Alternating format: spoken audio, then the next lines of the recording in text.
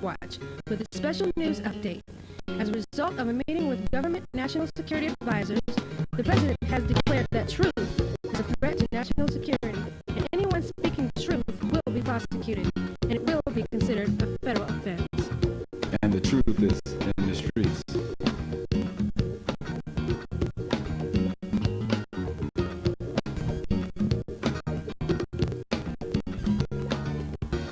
As we struggle for change, the questions always occur. How many times this or how many times that? Bringing in truth, not to offend, but the answer is when we are ready to bring it to an end.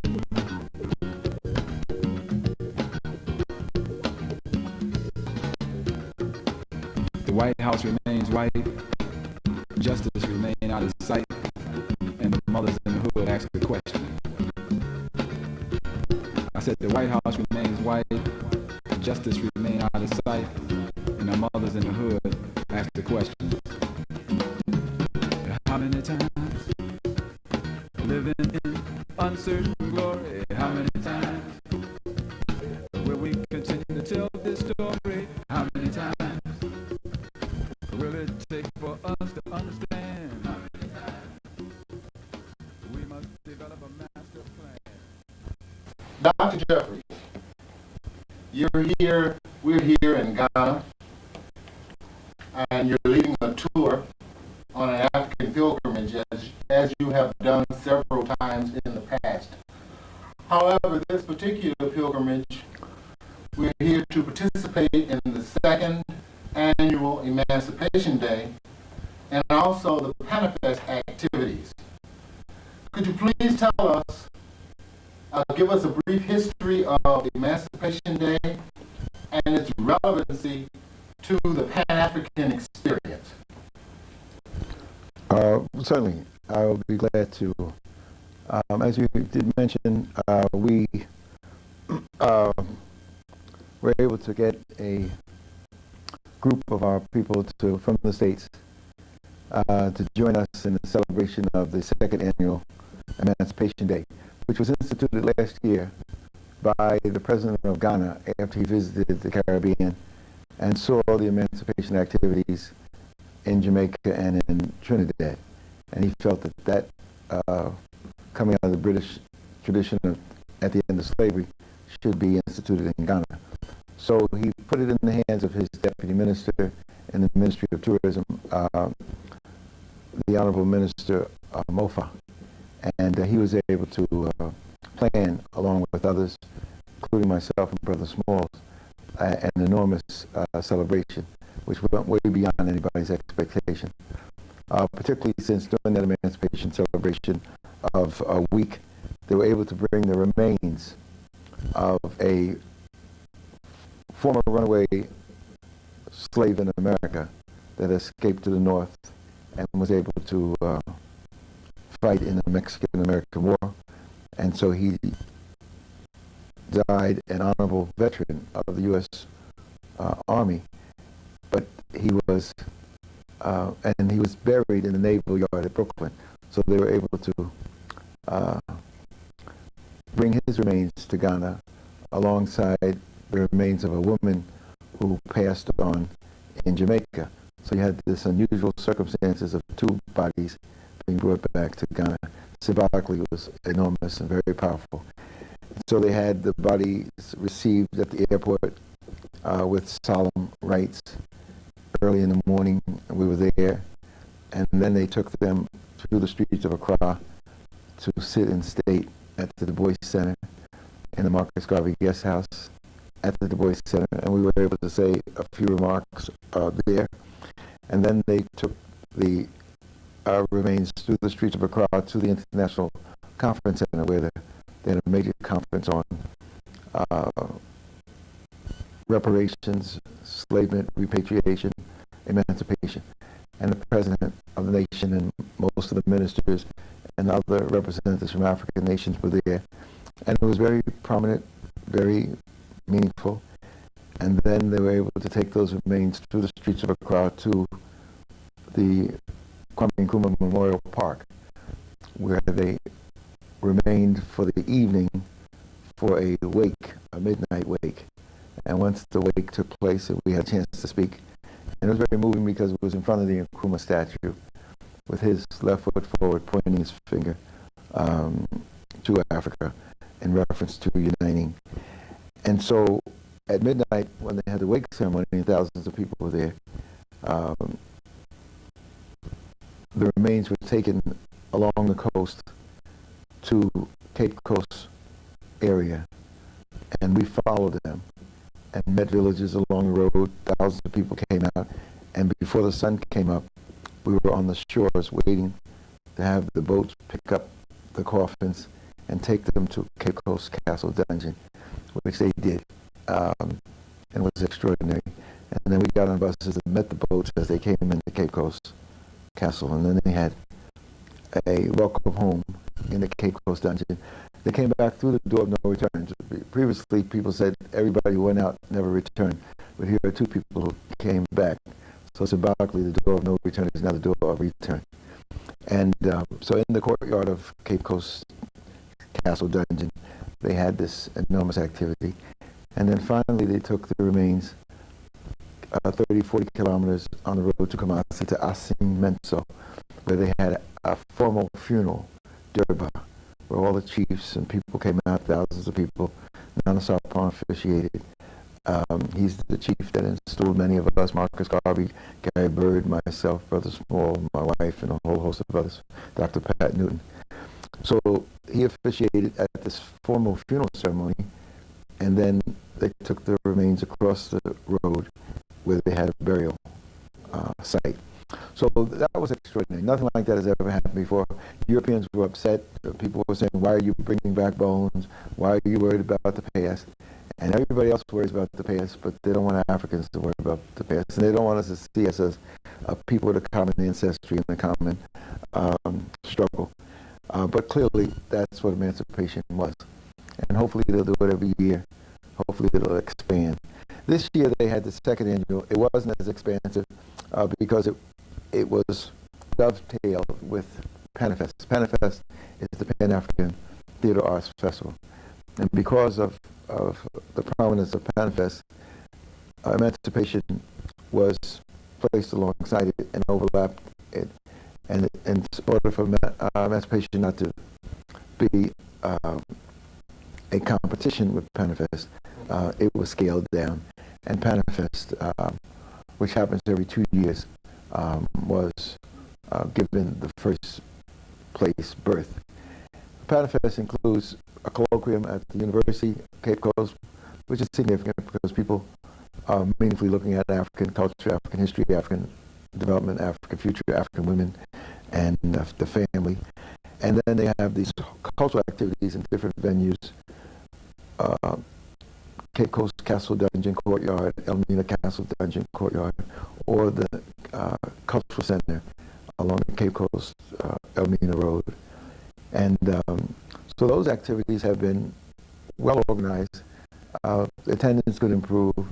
A lot of young people there, not as many people from the diaspora as I thought would be there.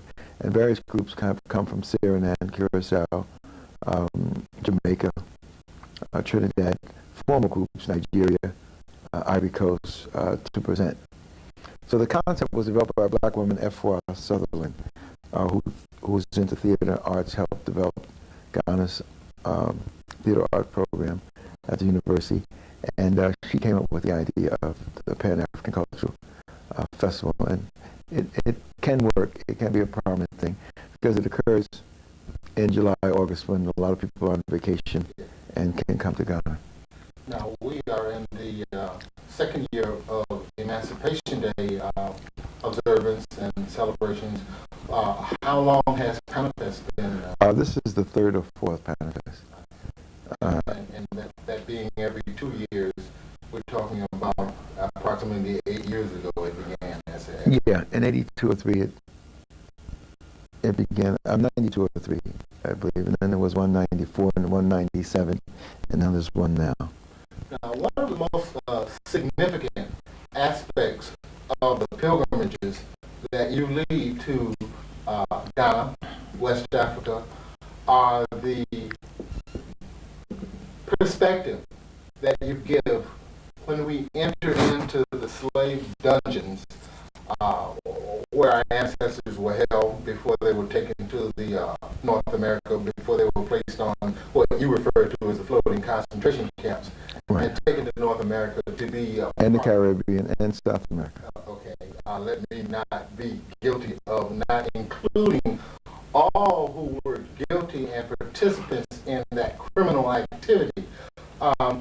But many times when you're telling the story, you talk a lot about the untold story, the elements of participation in our enslavement, in our degradation, in our ma'afa, that others don't seem to want to approach.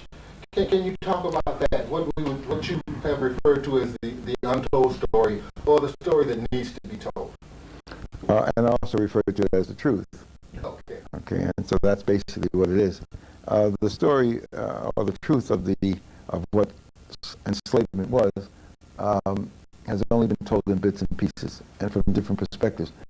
My approach is to look at it in what I refer to as a systems analysis, and you can't understand it, meaning the phenomenon of enslavement, the transatlantic enslavement system, unless you see it through its system dimension. Looking at it by the bits and pieces would achieve what an African parable refers to as a partial truth, where 4 or 5 blind men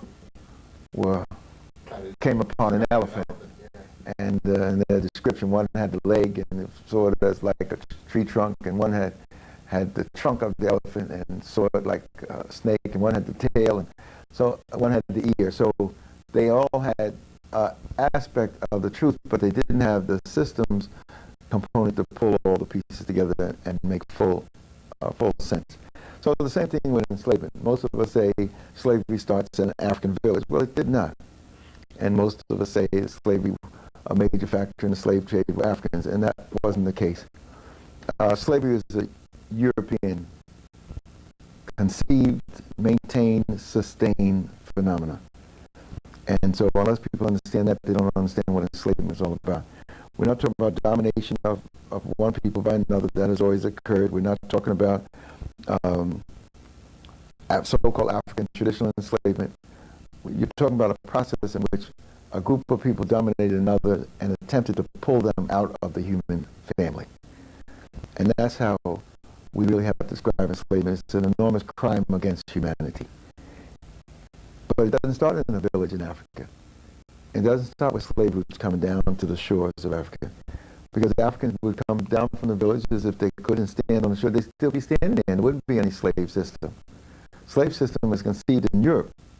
Europeans, having enslaved their own people for 1,000 years in the white slave trade, were into a slave mode when they came across the Africans. So unless you can see 1,000 years of the white slave trade, you can't even understand what happened here. And so with the fall of the Roman Empire, 400, 450 AD, European systems collapsed in terms of trade and economics, and the biggest thing they had going between East and West, between Europe and Western Asia, was slavery. But it wasn't Africans, it was white people. Western Europeans selling Eastern Europeans, the Slavic peoples, into slavery. So, and that's the term, slavery actually comes from Slavs. It doesn't come from Africans. But we have this tendency of saying African slaves. No, it's enslaved African peoples, but not African slaves. We want to apply the term generically to someone, apply it to the Slavic peoples. But most of us don't have any knowledge of the white slave trade. But that has to be clocked in.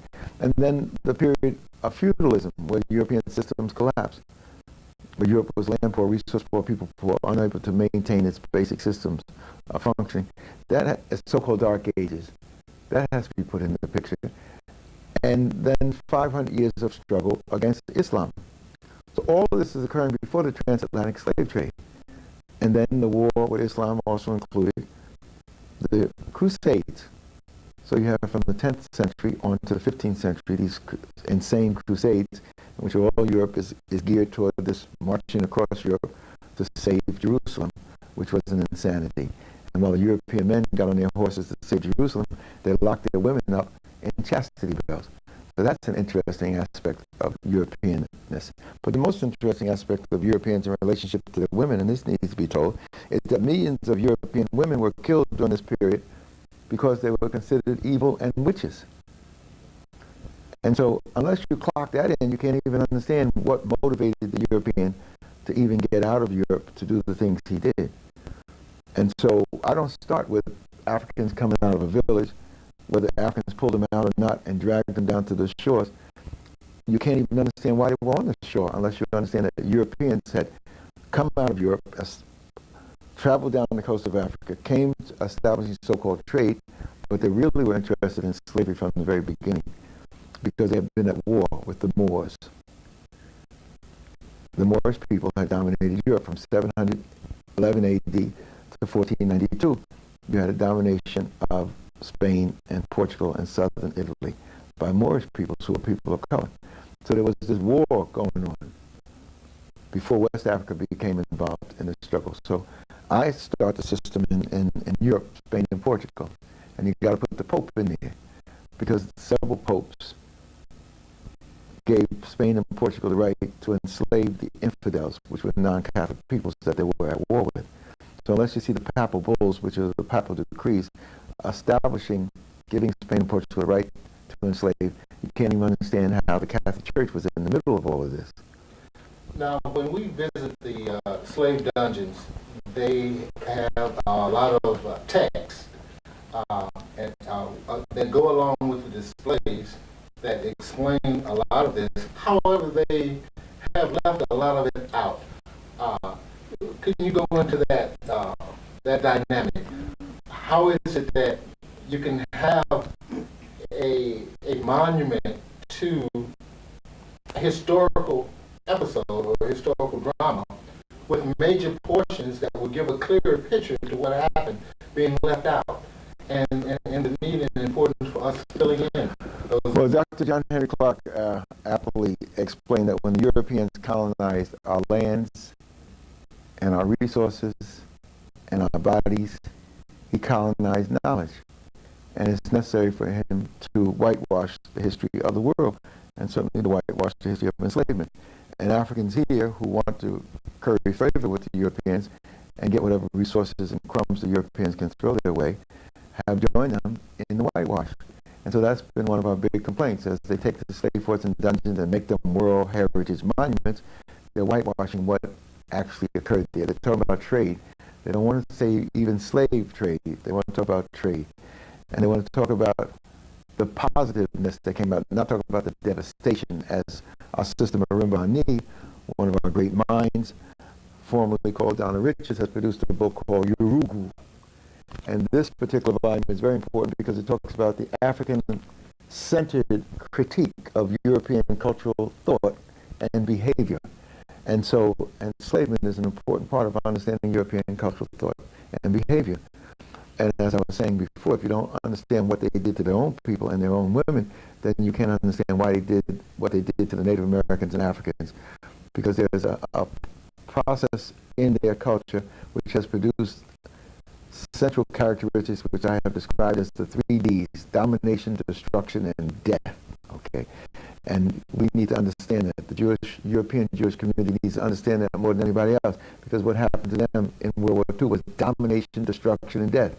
But they weren't the only people so treated. The European history is full of domination, destruction, and death. And so our enslavement represents a continuation of that process. And the European does not want to admit what he has done. So he has turned history upside down. So we have Christopher Columbus discovering America. How can you discover America when there were millions of people there in high cultures and civilizations from one end of the North America through Central America, down through the high Indies into South America? Cities larger than any cities in America, any cities in Europe, pyramids and high cultures, floating gardens, writing system. So how can he have discovered people who are already there? But we still say Columbus discovered America. And he never even got to America. He was on the out islands of the Caribbean. but still that myth is perpetuated. Parades and events occur in October, and at the 50th anniversary of the so-called discovery, even the Pope was going to come to America, until some people said, we questioned the Pope, and the Pope's involved in slavery, so the Pope kind of chilled out on having this big 500-year celebration around Columbus. But that's the European way. So the people involved in enslavement have been many, many European nations. Spain and Portugal, the Catholic nations, started it. By the 15 and 1600s, the Protestant nations emerged with the Protestant Reformation, and so there was an attempt by Protestant nations to take the slave system from Spain and Portugal, and those Protestant nations included the Dutch, the English, the Danes, the Swedes, and some German peoples. And so you have to see a war between the Protestants and the Catholics. They called it the Reformation and the Counter-Reformation. You're talking about wars going on for years. Because we don't have an analysis of European history, we can't even see how it relates to African history. But it is out of this war and devastation, these 3Ds, domination, destruction, and death, comes the triangular slave system, which linked Europe with Africa with the so-called New World. And what happened was one of the most devastating epochs in the history of man in terms of death and destruction. And so the European wants that to be covered up. So we don't think of the Native Americans as having been destroyed, but if there were tens of millions of them, and after only a few years, millions, tens of millions have been killed, it's one of the greatest holocausts in the history of the world. That's never even mentioned. The peoples of the Caribbean islands were Native Americans. They're gone.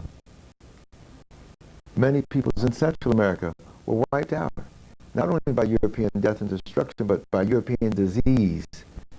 Disease mind, disease body, disease spirit, wiping out millions of people.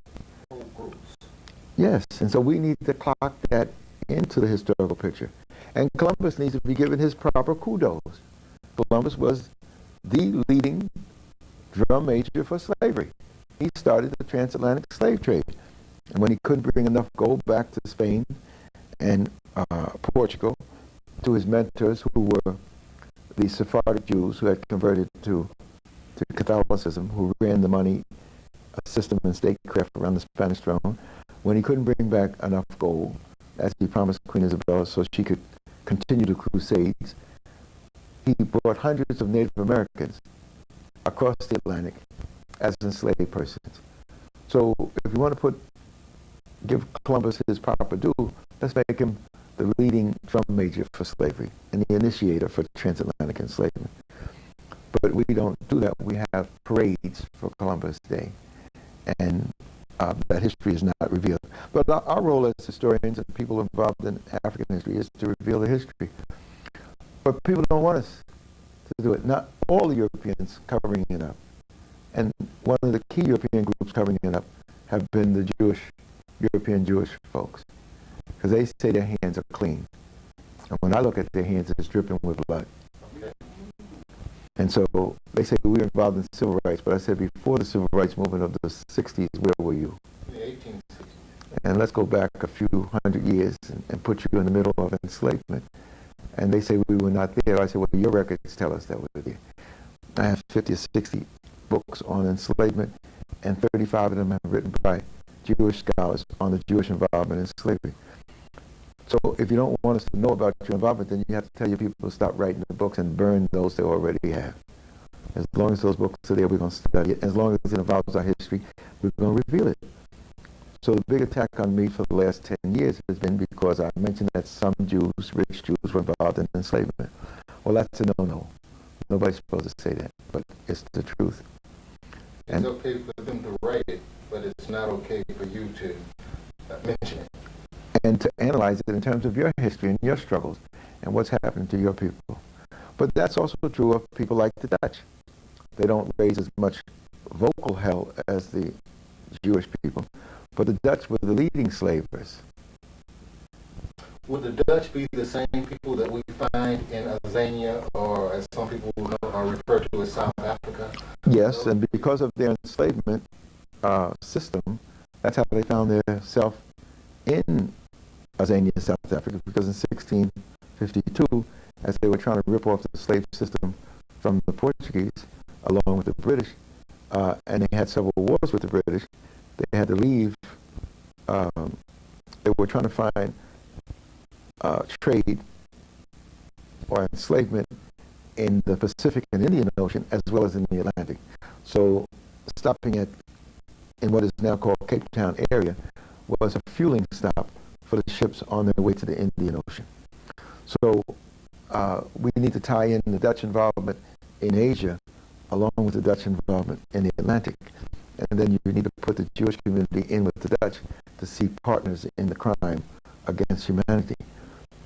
And it was mainly rich Jews, because the Dutch had no need for poor Jews. They said, bring your rich Jews to Amsterdam and join us in our attempt to take the slave system from the Catholics. So they did that. They attempted in 1595 to take Brazil, to take Elmina here along the coast of Ghana. They weren't successful. They kept trying, but by 1630 they took Brazil, Pernambuco, and Recife. By 1637 they came to the west coast of Africa. They took Elmina from the Portuguese, and then they went down the coast and took Dahomey and Angola, and in that period of time they also got Gorée. So they controlled the slave system from which people were pulled out of Africa to go into the enslavement in the New World. And in the 1640s also, they went to war with Portugal, but it was an interesting struggle because Portugal broke from England, broke from Spain, and established an independent monarchy. They had a joint monarchy. And Portugal had no money to fight Spain, which was the richest nation in the world. So in order for Portugal to get arms to fight Spain, they had to go to the Jewish community and the Dutch community and ask them for help to fight Spain. And they did. In Europe, they were partners fighting Spain. But then since the Dutch and the Jewish community wanted the Portuguese slaving empire, they were at war with the same Portuguese over the colonies outside of Europe. So they had this dichotomy and this interesting conflict of being allies in Europe against Spain, but fighting each other in the Caribbean, in Brazil, and in Africa.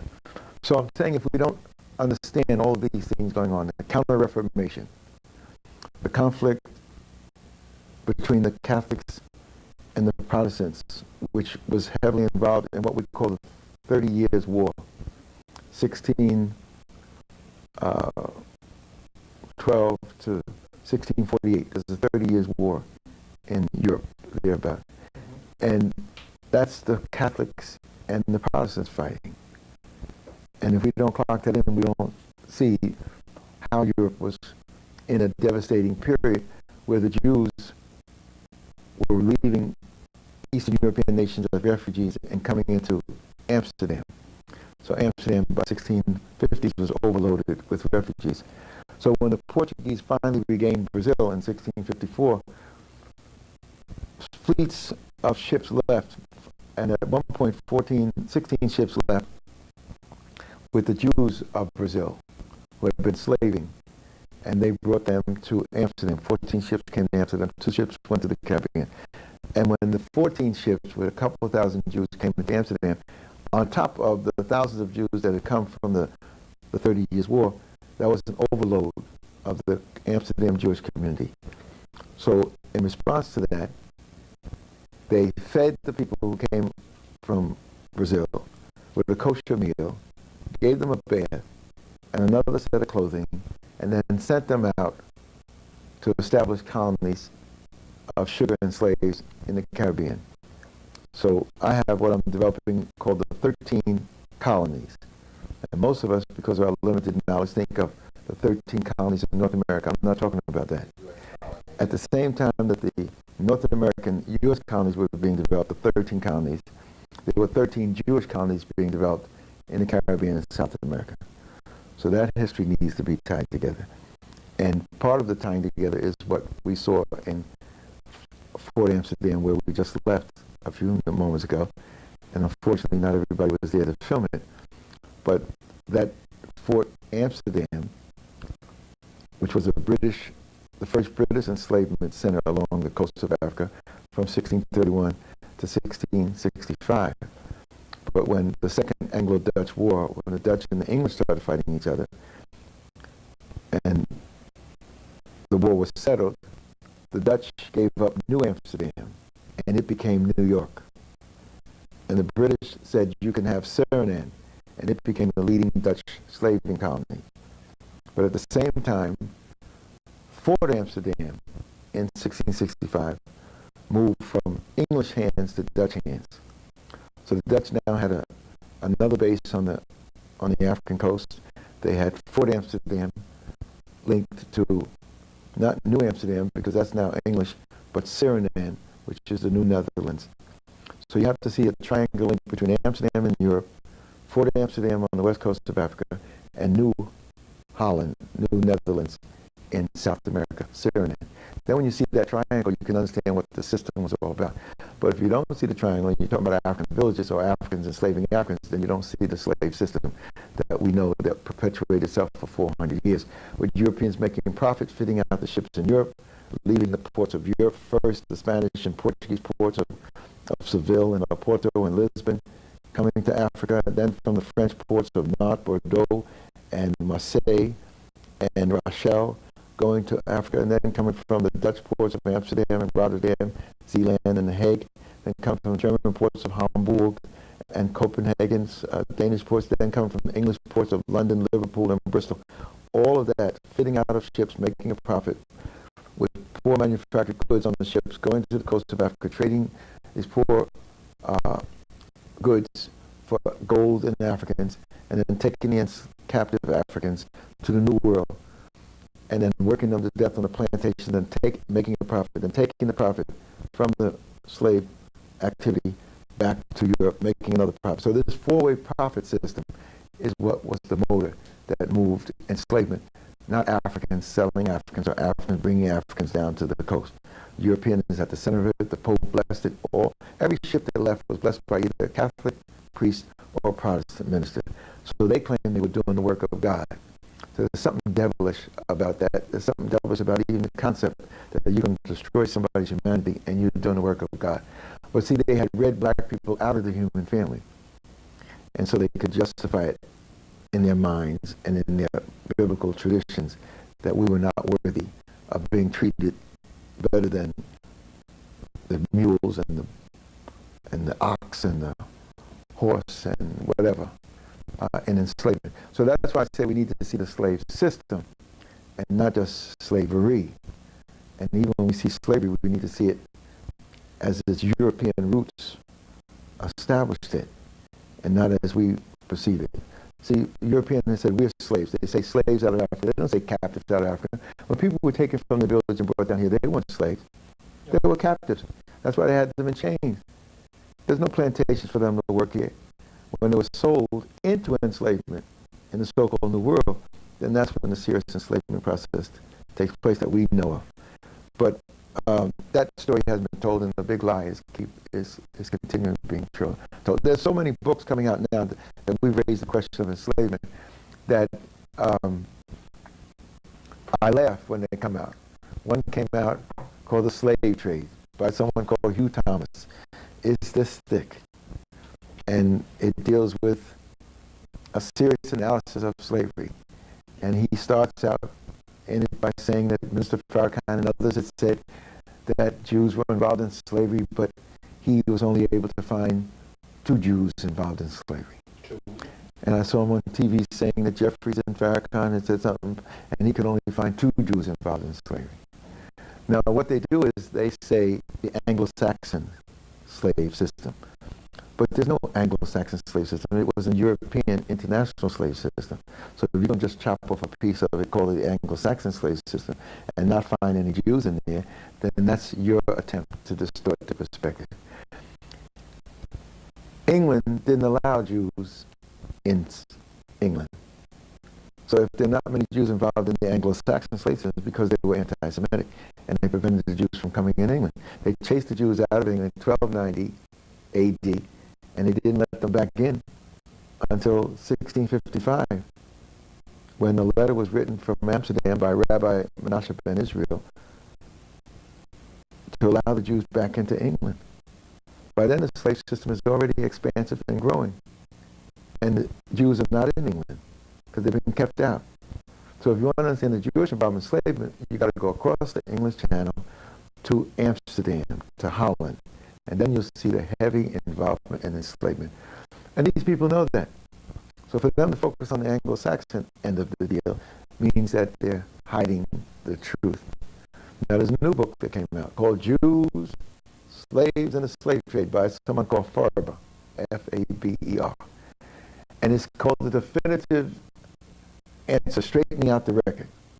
And the record needs to be straightened out because some professors, like a professor at City College, who was the head of African Studies, said some Jews were involved in slave trade.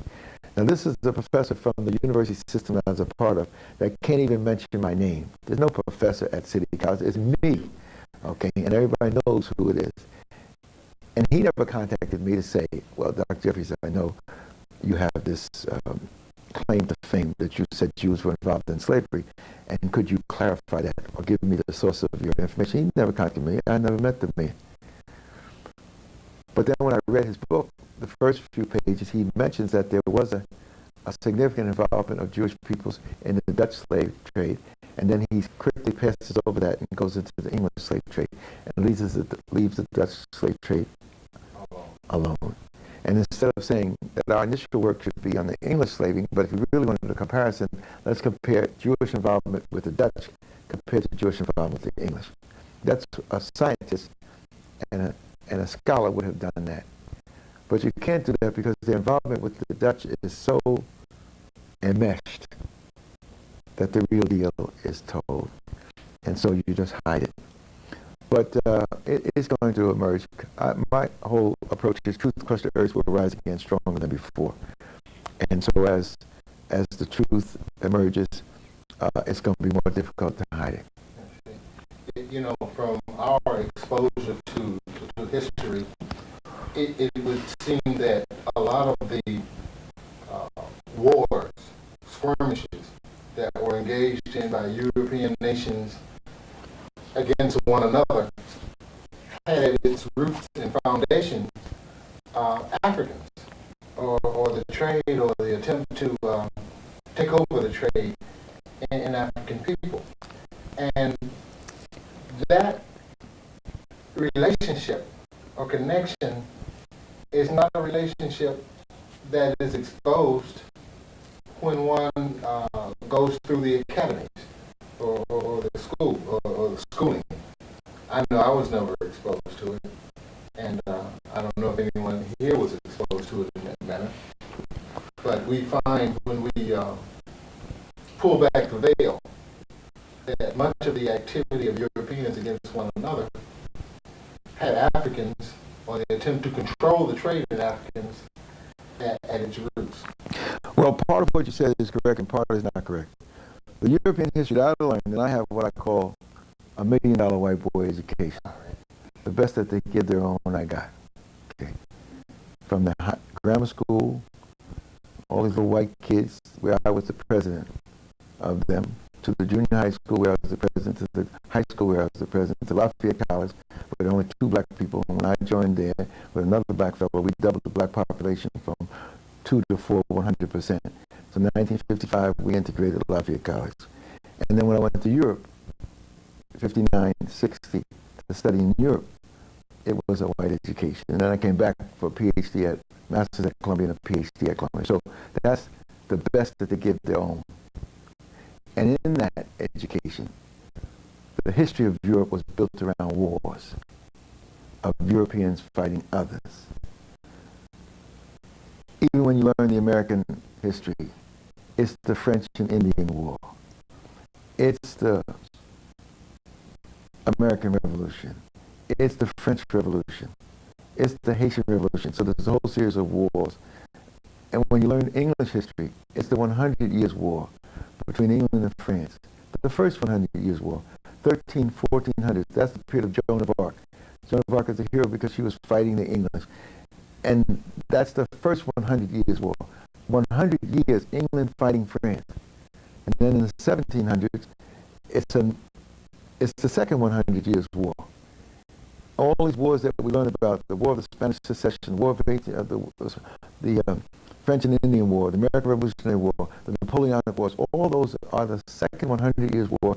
England and France fighting each other for 100 years, taking a break in between for a year or two, and then starting up another war. But you're correct in mentioning that we don't see where Africa is in these war situations. And that's where they do keep us in the, in the dark. Because the fight by many of these European nations was around control over the slave system. And so that's part of the work that I've been working on for years. And what I do is establish 1482 to 1536 as the 50-year turning point of history. Before that time, Europe was land poor, resource poor, people poor. But after 1482, Europe began to move out of its icebox and try to get around the Islamic world that controlled the Mediterranean to get over to Asia. And so the Portuguese start sailing down the coast of Africa. They're afraid to go way out into the sea, into the ocean, because they may fall off.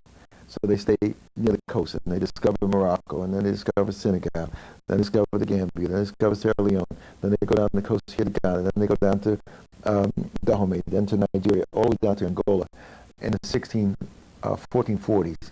And then they come back here in the 1482 because this was the best base with this rock called Elmina, and with the river and the bay. It was a relatively protected harbor. So they saw that as the place where they could establish their base and continue their explorations and continue to slave their trading of enslaved Africans and gold. And then Columbus, who they say was here in 1482, found out about traveling west over the ocean and going east and getting to the east. And so he came up with the idea of going east. And so he tried to float it in Spain and other places, and it didn't float. But then 1492, January, Grenada fell, the last Muslim stronghold, Moorish stronghold. And that meant that the Catholics were victorious in their war against the Moors after hundreds of years. But it also meant that the Catholics now in power, with the help of Jews who switched from the Islam Moors to the Catholics. Now the Catholics decided they were going to victimize the Jews. So by March, they declared that all Jews who had converted to Christianity and were backsliding had to leave Spain. And they gave a certain period to get their act together to become true Christians, otherwise they had to leave. Then they decided that the Jews who were allowed to be Jews in Spain that had not converted were too much of a temptation for the Jews that had converted. So they said, we think you guys better get out too. So here the Jewish community that's well established in Spain and Portugal now had to leave. Now here comes Columbus with his idea about sailing west. And so nobody would buy it. But these Jews, knowing that they're being pushed out of Spain, said, wait a minute, let's look at it. Because if there's something on the other side, maybe that's where we can go when we're kicked out. So the converted Jews of Spain funded Columbus. So we learn a little myth that Columbus's voyage was funded by Queen Isabella's jewels, when in point of fact, Columbus's voyage was funded by Queen Isabella's Jews. And their names are historically recorded: Sant'Angelo and Abernal. They were the treasurers for the money people around the throne of Ferdinand and Isabel. And these were the people that Columbus signed his contract with. So by August, these people had to get out of Spain. And that's when Columbus set sail. And he did take some converted Jews with him, but he was financed by them. And when he sighted land and he reported back to Spain, he reported back to them. In fact, Columbus kept two journals, one for the Spanish throne and one which was the real deal, which was the Jewish financiers that financed him. So the history has not been told, but it's there. So from the very beginning, because Columbus is the first enslaver, the Jewish community of wealth was involved with the enslavement process in Spain and Portugal, and then they continued in the Protestant nations of the Dutch and the English. And so their involvement spans the whole spectrum of enslavement. So if you want to see a thread that links things together, it's good to follow the rich Jewish involvement in the slave system, and then you can see all the parameters. Now, luckily, this book by Hugh Thomas, in which he says only 2 Jews were involved that he could find were involved in the slave trade. When I read it, with the Jeffries analysis, and the Jeffries eyes, and the Jeffries intelligence, and his budding brilliance, I said this book is a blessing. I have never seen anything with such a wealth of information on the Jewish involvement in enslavement in the New World. But it's not referred to as the Jewish involvement. Okay. It's the Morenos, M-A-R-R-O-N-A-N-O-N-S. In other words, the converted Jews. Those Jews who had converted Catholicism, and then went to Mexico, went to Peru, went to Argentina, went to New Granada, which is Colombia and Venezuela. And he cites all of them. And you can see the enormity of their involvement, like I never saw before.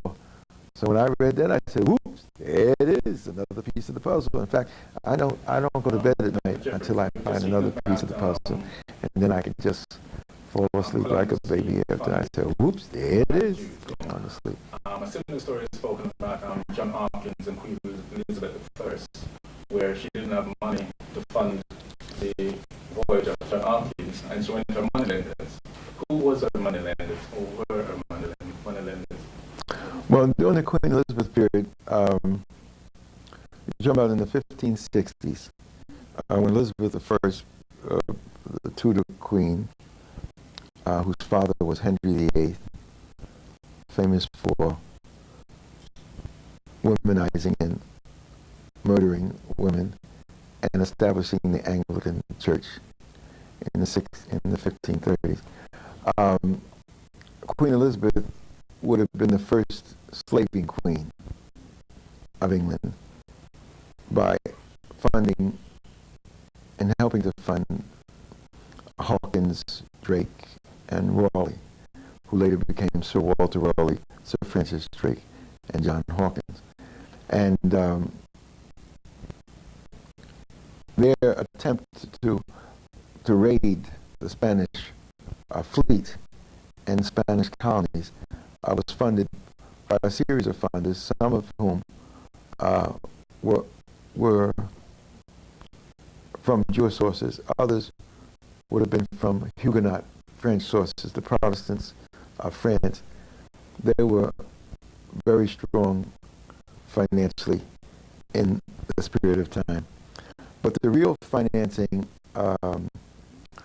of English endeavors in enslavement might have gotten started with the Jewish community with Queen Elizabeth, but they become systematized and become part of the real system of exploitation in the 1600s. And that was something I dealt with this afternoon, because I was trying to show that the Portuguese were given by the Pope Africa and Brazil and the Indian Ocean in the Papal Decree of 1493. And Spain was given North America, Central America, most of South America, and the Pacific. And so that meant Portugal had the sources of enslaved Africans. And so we've got to be able to see that. So when I said the 50-year turning point of history, and I usually name the dates: 1482, Elmina is established by the Portuguese; 1492, Grenada Falls, the Jewish Inquisition in Spain; and then in 1492 also Columbus' so-called discovery of the New World. So when the 1482 activity occurs, the Portuguese build this monster fort dungeon called Elmina for serious trading with Africa. So we can refer to that ism as mercantilism, trading. But then when Columbus discovers the New World, then these lands are discovered. And so they start planting flags and they establish colonies. So you get colonialism emerging. And then by the time Spain and Portugal are competing with each other, finding new lands and planting flags and developing these colonies, the Pope has to be called in to decide who gets what. And it's really ironic that these insignificant little Catholic nations are running around the world, planting flags, claiming people's land, and then the Pope gets in and blesses it and divides up the world. In 1493-94, gives half of it to Spain and half of it to Portugal. The Papal Bulls of 1493 and the Treaty of Tordesillas in 1494. And that division of the world we're still dealing with today. Mozambique, Angola, and Guinea-Bissau in 1974 were still fighting against Portuguese control of their lands, which was given to them by the Catholic Church 500 years before. So we need to see those important dates. 1490s also, Columbus comes back again. He brings sugarcane this time. And that becomes the death and destruction of the New World because you need plantationism. So when the Pope gets into the picture, you get imperialism because you link these colonies together into a special system. The plantation starts the need for labor.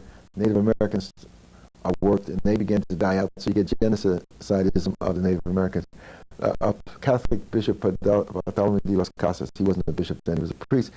He decides to save the Native Americans. He writes a book called History of the Indies. To save the Native Americans, he asked the Spanish throne and the Pope in Rome to bring over Africans who have no souls to save the Native American souls for the Catholic Church. So actually, he helps to initiate this process of the destruction of Africans. At the same time, he's writing a book about the destruction of the Native Americans. So you get this dual relationship from Bartolome de las Casas. And in the early 1500s, they start to bring over systematically Africans under what was called the asiento. 1516 or thereabouts, they bring over a certain number of Africans every year to work the plantations. And that asiento was a contract which was eventually fought over by European nations because it became so significant and wealthy that wars were fought by European nations for control of the asiento. And whoever got control of the asiento, that signaled their rise to prominence in this economic system of exploiting economics, politics, and culture. 1517 is an important date in the 50th term of history because that's when the Protestant Reformation is dated as beginning around Luther. And this is important because Luther attacks the Catholic Church for corruption. The Catholic Church was selling places in heaven called indulgences. And Luther thought that this was ungodly. So he says we don't need a relationship between priests and bishops and archbishops and the Pope. We can go directly to God. And so that becomes the core of Protestantism, removing the Catholic intermediaries in between the individual and God. But what that unleashes on the world needs to be understood, because the concept of the elect of God, certain people elected by God to rule of others, comes out of that, because the concept developed that if I'm beating you up, stealing your land, raping your women, God has given me the right to do that. I'm the elect of God, and I'm the chosen. And so this whole concept that we have today of the wealthy people feeling they can run over the world, control it, exploit it, destroy it, is the concept, the Ronald Reaganism of the concept of the elect of God that's built into the wealthy. But this concept of the elect of God, showing that the Catholic Church controlled the actions of people, needs to be understood because it refers to the question that Abdul mentioned. When the Catholic Church controlled life in Europe from the fall of the Roman Empire and then the beginning of the Holy Roman Empire up until the so-called Middle Ages, the Catholic Church had a lot of myths and misconceptions about it. And one of them was that if you managed money and you made interest on the money, then you couldn't get into purgatory. And purgatory is the step between heaven and earth. And so with the Catholic Church, you have to go to purgatory first, and then you can buy your way into heaven later. And so um, if you dealt with money and made money on money, interest, it's usury, and you go to the devil.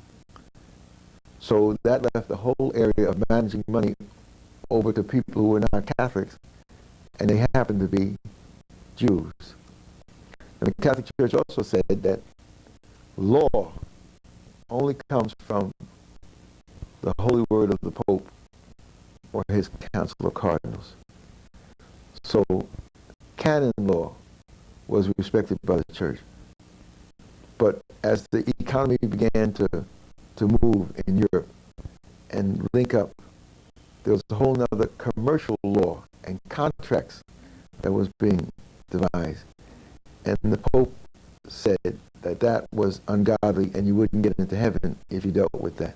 So that left the whole area of economic contracts and whatnot, and law left open to the Jewish community. And then the popes also said that to heal yourself involved burning candles and fingering rosary beads. So they didn't believe in medicine or any scientific approach to medicine. So that left the whole field of medicine open to the Jewish community.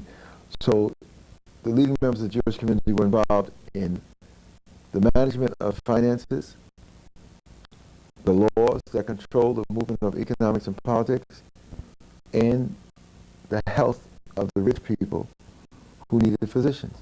So around the emperors and the princes and whatnot were these people who in Spain were called the grandees. In Eastern Europe they were called the court Jews. And so these were people who managed the wealth and the power, Jewish people who managed it for Europeans. So that's a part of the mix. That Jews, rich Jews, were in strategic positions because of the way the Catholic Church had prevented them from owning property, prevented them from getting into certain fields. So the Jews had to invent a new type of money because they were constantly being victimized by people who didn't like Jews. Because in the history of the Middle Ages, the Jews would run out of every European country.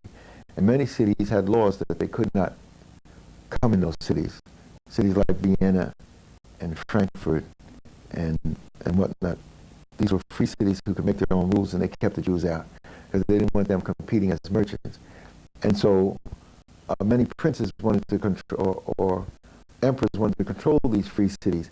And in order to control them, they used the Jewish commercial and money people to try to mess with these free cities, so they would allow them to set up trading towns around the free cities. So there's a conflict between the free cities like Copenhagen and Hamburg and Frankfurt and Vienna and the Jewish community, and the emperors and the princes were allowing them to fund them in order to fight the city. So there's a whole another struggle in Europe that's not known unless you know European history. So to be very frank, we can't understand the enslavement system unless we have mastered European history. And most of us say, well, I don't want to do no European history. I'm African-centered. Well, you ain't really African-centered if you can't put Europe in the equation.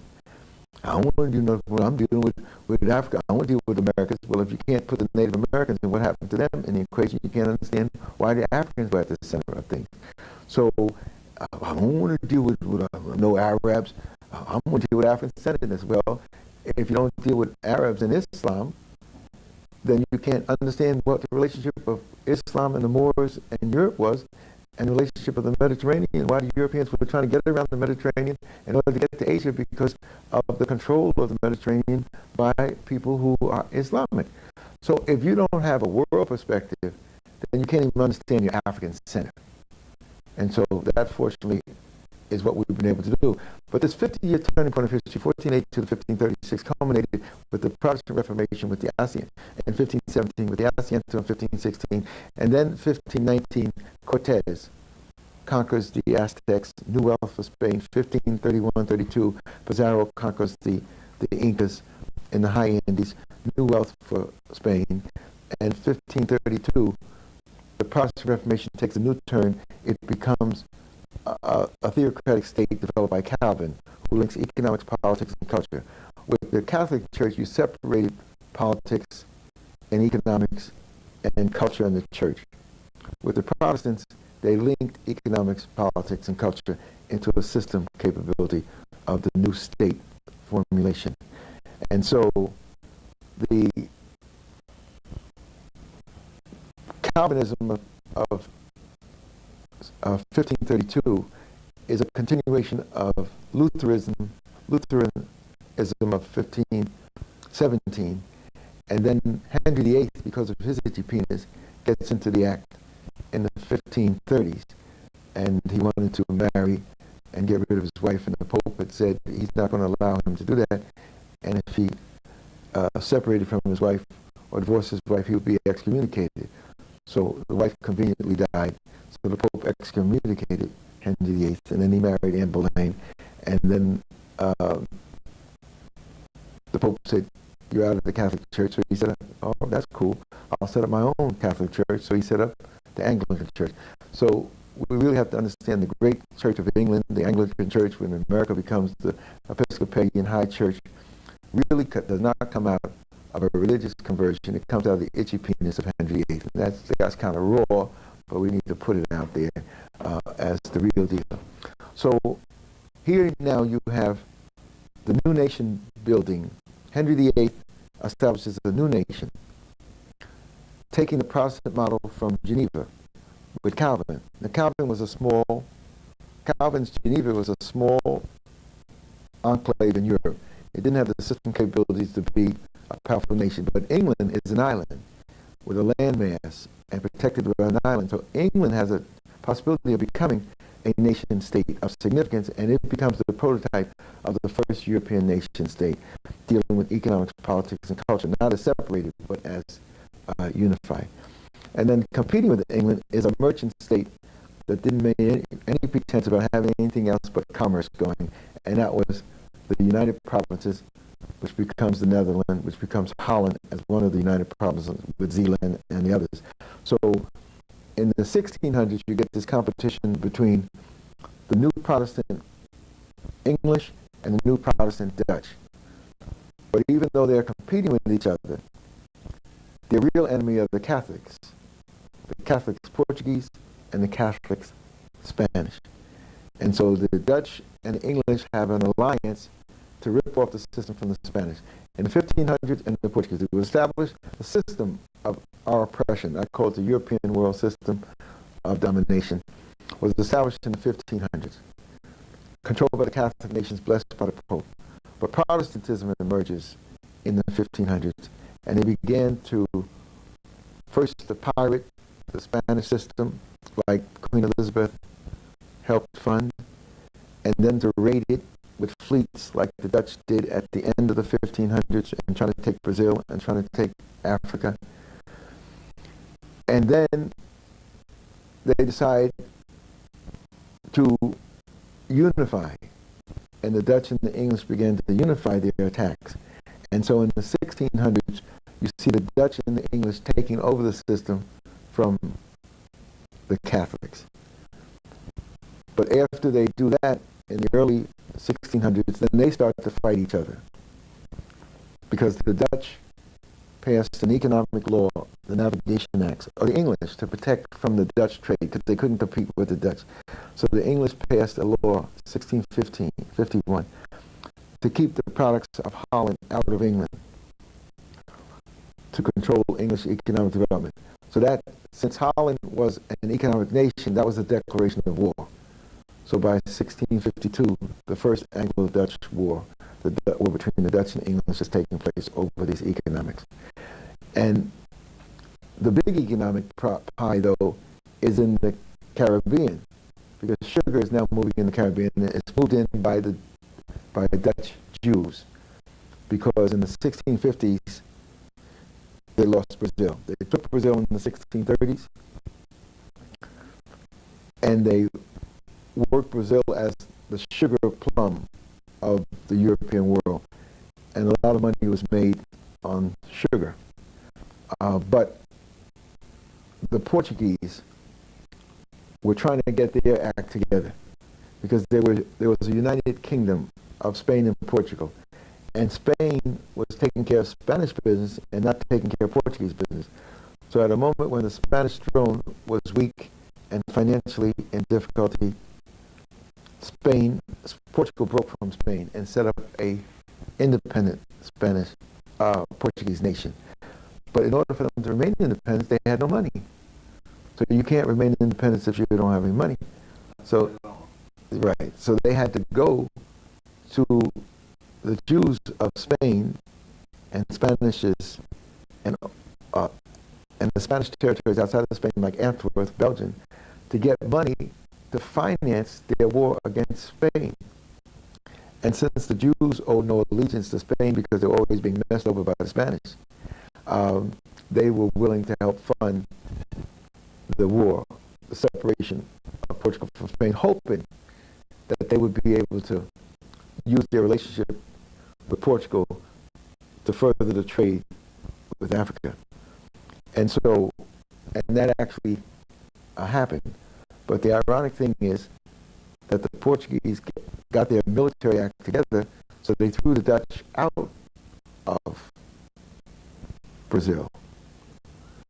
But sugar became so important an item that you would have thought that that's the end of the Jewish establishment in the New World, because Recife, Brazil, becomes the first free Jewish nation, first free Jewish settlement, first free Jewish colony in the New World, where you can actually have a synagogue. They actually had a synagogue in Recife, so they could take the cover off of being converted and function as Jews.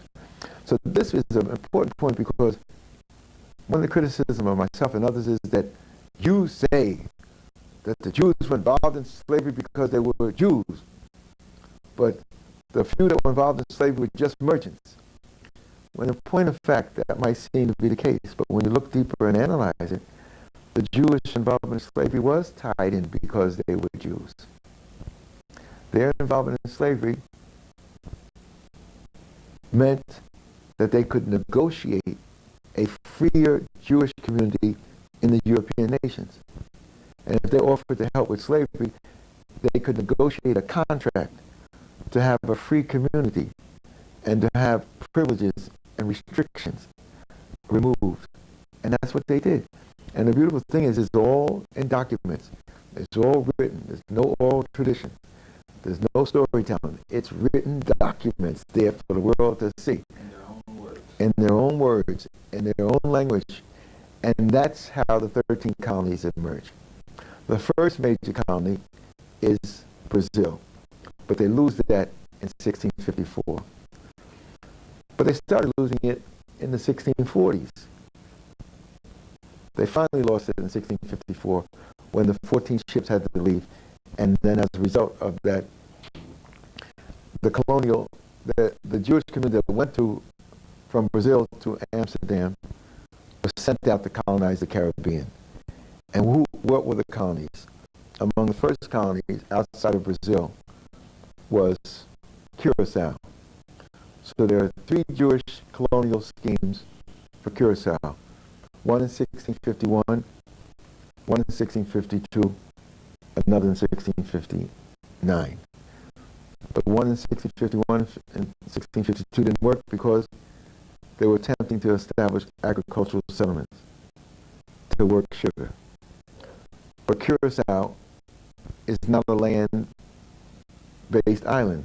Curacao is a sandbar off of the coast of northern South America. So you can't grow anything in sand. So that didn't work. So they began to smuggle things into the slave system of the Spanish. And so when they came back in 1659, they came back to do business. And from that point on, Curacao becomes the Amsterdam of the Caribbean as the leading center for enslavement and trading slave products. At the height of Curacao, let's say about 1700, half of Curaçao's population was Jewish. And half of the 4,000 Jews in the Caribbean were in the little island of Curacao. So you see how important it became. But the real wealth for sugar comes not from Curacao, but come from the 3 colonies in Suriname. And so those 3 colonies became Barbies, Demerara, and Essequibo. I can't pronounce it properly, but that's the name. It sounds a little something like that. Those were 3 colonies, sugar colonies, that were planted in northern South America, where we call Suriname and Guyana. And one was planted in the French Guyane, which is French Guyana, at Remire, R-E-M-I-R-E. And I was so glad last year when I went to UNESCO and I spoke at a conference on slavery, and I spoke in French.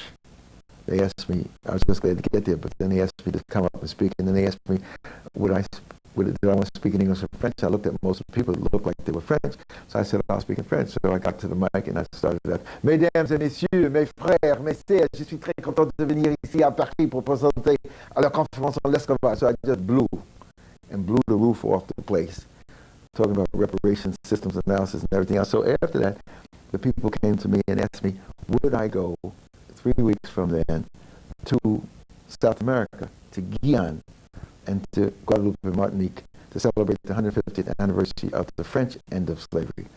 So I said yes. And so before I knew it, after May, in June, I'm in South America. And as soon as I hit the airport and we're going into town, I see a sign that says Remire. And I said, whoops, it is one of the Jewish colonies, slaving colonies. And so there were 3 in Suriname, 3 in Curacao, 1 in Tobago, 1 in Martinique and Guadeloupe, and several of the islands off of Aruba, and another little island, Saint Eustatius. So these were, most people don't realize that these sugar islands in the Caribbean were heavily influenced by the Jewish community because sugar was a technical specialty. Sugar is not just planting. Sugar is an industrial enterprise. Sugar involves certain secrets of how you process material. Sugar is highly intensive. You have to have you have to have the mill, you have to have the water power, and you have to have the oxen, and you have to have heavy manpower for the cane, and you have to have the exports and whatnot. And so capital intensive and high technology was in the hands of the Dutch and the Jews. And so they control sugar in the Caribbean. And the first sugar island in the Caribbean is the little island of Barbados. And the Jewish community from Brazil helped to transform Barbados in a period of 10 years. The British established Barbados. The Portuguese founded Barbados in the 1500s. But there was nothing there for them to worry about, so they preferred to have the mainland of Spain, of New Spain, Mexico, Peru, where you had gold mines and diamond and silver mines and all that business. So they just left Barbados. So it's rediscovered by the British in 1625 or 1627. And the British established it with poor British farmers. Eventually 11,000 tobacco farmers are established in Barbados with small plots. But tobacco is not making money. This is the 1630s. Tobacco is not making money in Virginia and the North American colonies. So the savior is brought in, and that's sugar. And the Jewish community from Brazil brings in sugar. So within 10 years, from the 1630s to the 1640s, Barbados moves from 11,000 small proprietors to 900 sugar estates. And from that point on, Barbados becomes the jewel of the British Caribbean. And from the 1640s, 50s, and 60s, more wealth is produced in that little island of Barbados than all of the 13 colonies in North America. Now, you said it went from 11,000.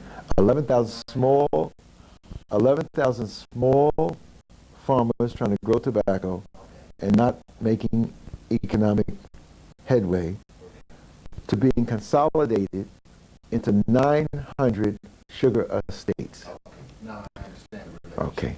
Now, what you also want to understand is how Jewish law, how British anti-Jewish law affects the Jewish involvement in slavery. The English were anti-Jewish, so they had regulations that the Jews could not hire indentured servants. In other words, they couldn't hire white. They couldn't hire white folks. So in order for the Jews to have labor in their businesses or their plantations, they had to have enslaved Africans. So once the 11,000 small proprietorships were failing and they were consolidating, those people who had lost their land or were bought out, these poor white farmers, could not become indentures on the sugar plantation. So many of these white farmers left Barbados and went to South Carolina to try to start up slaving there. And many of them went to a wild pirate island inhabited by pirates and whores called Jamaica. And so they went to Jamaica. That was not desired by anybody because the terrain was so wild and the people were so inhospitable, meaning they were pirates and brigands and whatnot. And so many of these poor white people had nowhere to go. So they went to Jamaica and joined the whoring and the pirating. They were in their element. But Barbados was prospering and becoming the jewel. But ironically, when the Dutch got kicked out of Brazil, a Jewish rabbi, Menashe ben Israel, was planning to go with 500 of his people to head the synagogue in Recife. But before he could do that, and his brother was already there, before he could do that, the synagogue left Brazil and came to Amsterdam because they had to evacuate. So the next year, 1655, Menashe ben Israel writes a famous letter to Cromwell. And it's in all the Jewish history books. But there's no context for the letter. And he's asking Cromwell to allow the Jews to come back into England after being kicked out for several hundred years. And Cromwell wants them to come back because he's the new leader of England. His power hasn't been fully consolidated, and he needs as much help as he can get. In the revolution, the Cromwellian revolution, they cut off the head of the king, etc., etc. And so this new force is controlling the English nation. Menashe ben Israel says, if you let us back into England, we can help you like we helped the Dutch. And right now you have this competition between the English and the Dutch. The English just passed the Navigation Act to keep Dutch products out because they can't compete with the Dutch. So now you have a Jew from Amsterdam saying, we can help you financially like we did with the Dutch. So Cromwell wants to help. But the rich English people who don't want this competition say no. So the rich English people who control Parliament block a law from being passed to allow the Jews to come back. But Cromwell gets around that, just like Clinton works around the U.S. Congress, by saying we don't need a law. You can come because there's no law keeping you out. No, English law is not written. So much of it is common law, so much of it is activity, so much of it is just habit, what people do, custom. And so he said, the custom has never been followed to keep you out. So come on in. But the agreement was only the wealthy can come in. And so, because we don't want the others getting afraid that you're going to move into the crafts and the guilds will be threatened, etc. There'll be a groundswell of opposition. So he fought off the rich by having the Jews help him establish either the Bank of England or the English Exchange. And in that, there were 100 Anglican directors on the board, 12 non-Anglican directors on the board and 12 Jewish directors on the board. So within a few years of not being in England, the Jews now are in the center of the economic enterprise that's going to help to build the English economy. But here's the story of Cromwell. 1655, Cromwell, not even having control of the English nation, decides to have his grand design to take the Spanish Empire. My contention is that he couldn't even think of taking the Spanish Empire, funding a fleet to go to the New World, unless he had a source of wealth that had a history of funding these operations. And the only people who had a history of funding these operations, including the military operations, were the Jewish community. Because they could put the money package together, taking wealth from the different areas of Europe where the Jews are, and coming up with a quick money package. So with the Jewish money behind him, Cromwell came up with a grand design of taking the Spanish Empire, and the first base was to take Cuba. So the fleet was sent out to take Cuba, but they got their butts kicked. So the story about Menashe ben Israel and Cromwell is very significant, and it needs to be woven into the historical context of the systems analysis. And after the English fleet got its butt kicked off of Cuba, Cromwell told them not to come home without a prize. And the potential prize is this island of ruffians, pirates, and harlots called Jamaica. So the fleet was sent from its defeat in Cuba to take Jamaica. And it was easy to take because there was nobody there to defend it. Nobody wanted it. So he was able to take Jamaica. And so he could claim a victory. That was fortuitous for the English, even though Cromwell was not there to enjoy the benefits of it, because Cromwell was overthrown and there was a restoration of the crown, and James II took over after marrying into the Portuguese slaving family of the Braganzas. And the queen from Portugal married into the English throne, and so you linked Portugal's slaving operation with the English, with a claim on it now through marriage. This becomes very significant because the English now are fighting the Dutch for control over the slave system, and they now have claim on it through the throne of Queen Braganza. Now, Queens in New York is named after her.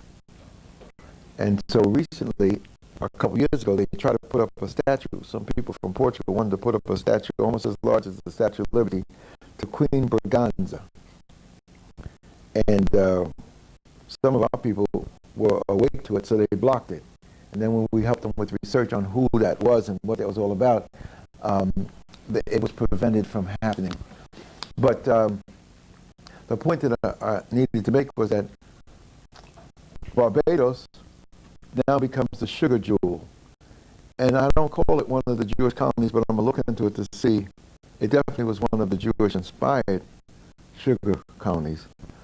It may not have a significant personnel base because the English restricted the Jews from controlling land.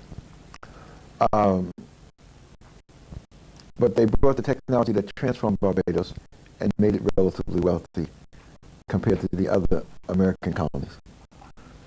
1660, you have another Anglo-Dutch War, 1665.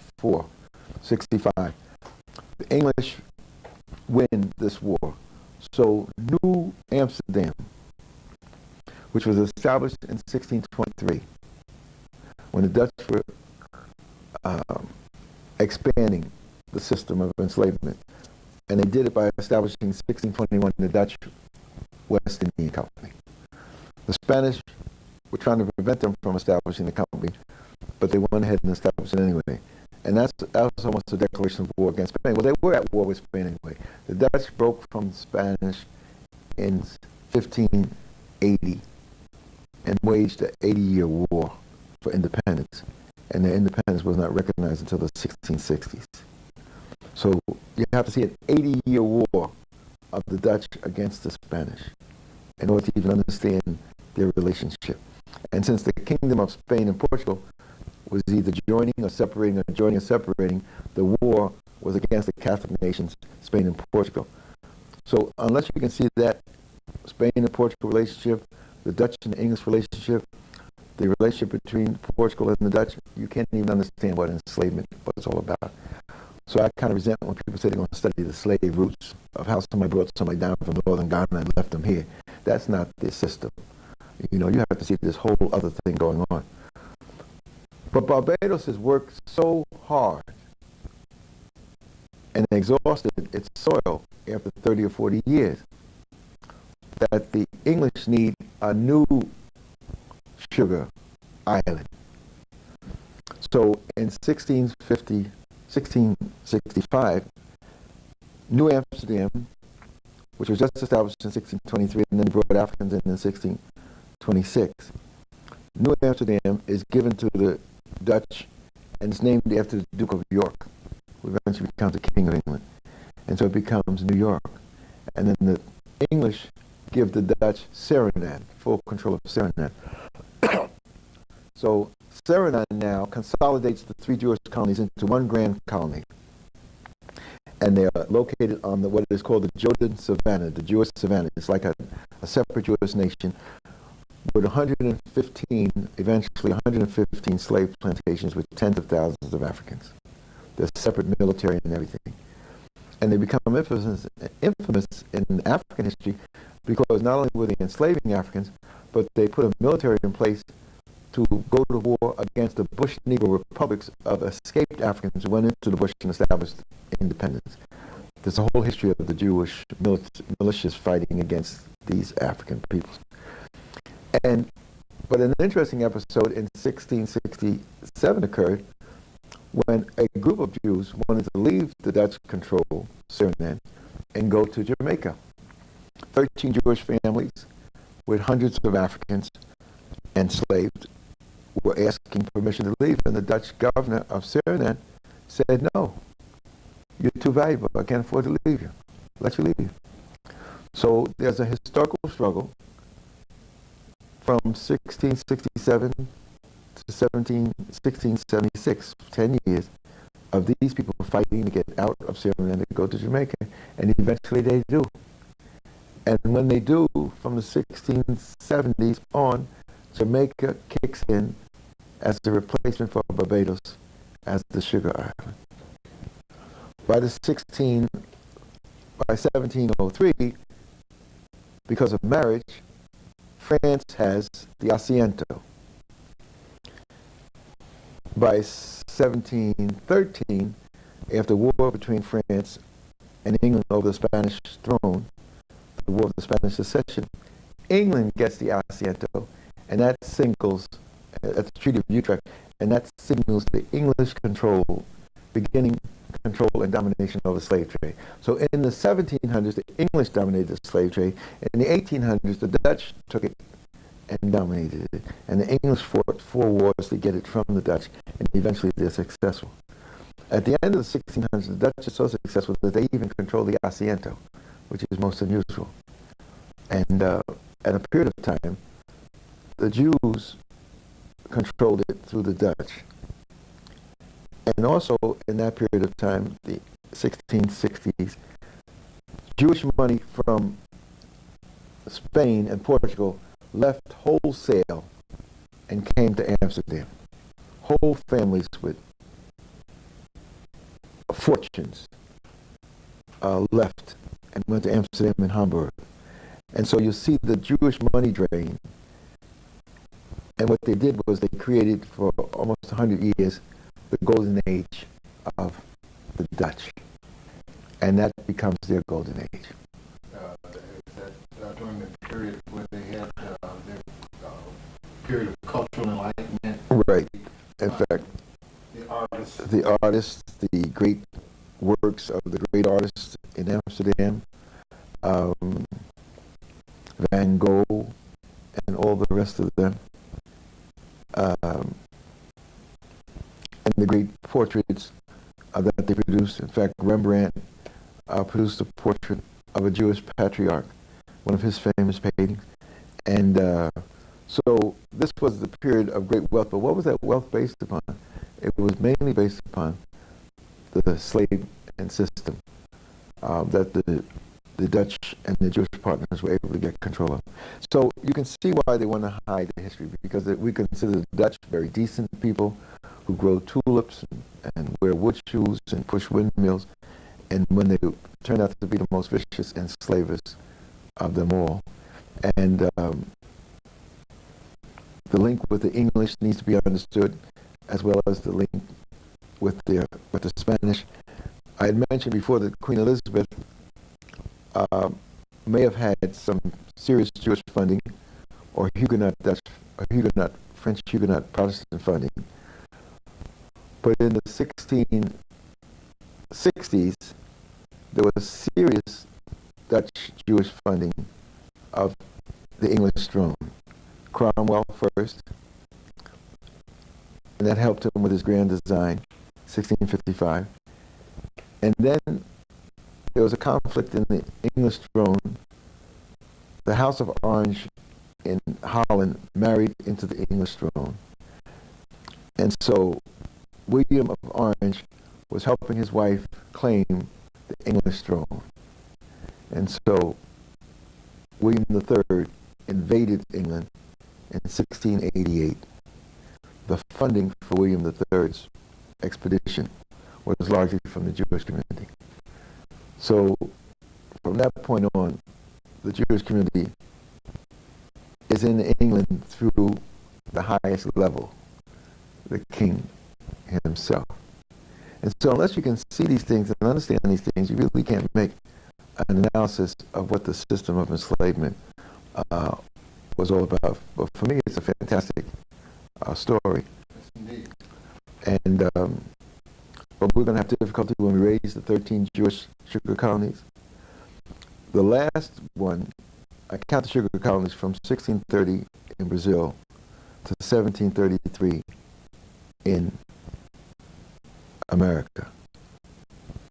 So I'm not even sure whether I want to include the American colony, but I just may, just to give myself continuity. That American colony was Savannah, Georgia. Georgia was established in the 1730s as a non-slave colony. A colony that would be a buffer between Spanish Florida and the English colonies, and to prevent enslaved peoples from running off and joining the Native Americans, the Seminoles and whatnot, and escaping to Spanish Florida. So they wanted a free colony, and that was a humanitarian, Oglethorpe, who conceived of the idea, and they took white people, non-Jewish people, to Georgia to settle. And they did. And lo and behold, here comes a group of 44 or more Jews who were not invited.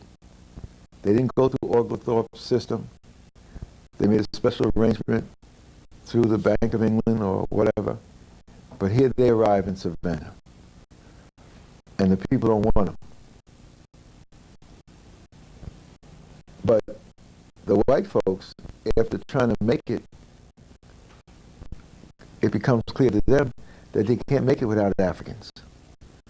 So even though they came to a so-called non-slave experiment, they start petitioning to bring in enslaved Africans.